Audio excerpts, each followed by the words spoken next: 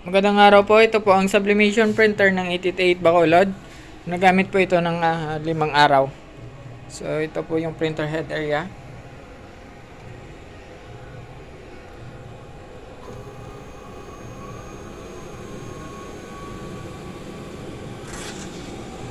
Ito naman po yung capping.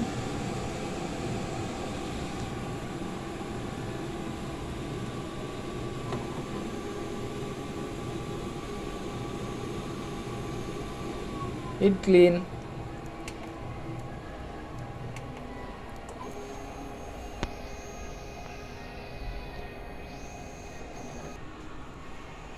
So yan, after po natin mag-clean, punasan po natin ng wiper.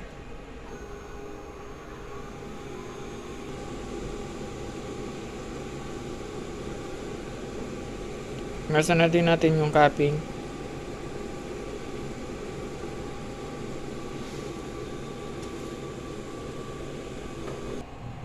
Nozzle check.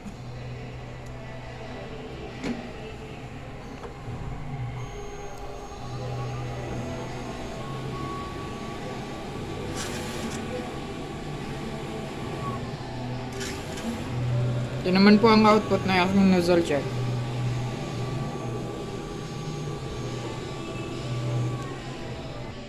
Ito naman po yung aking ink tank area. Tama lang po yung ink level nila.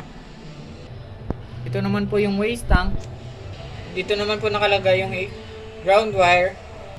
Yan naman po yung AVR. Ito naman po yung aking mga unused inks. Ito naman po yung daily production log. Ito naman po yung consumables monitoring. Ito naman po yung aking printer daily checklist. Yun lang po. Maraming salamat.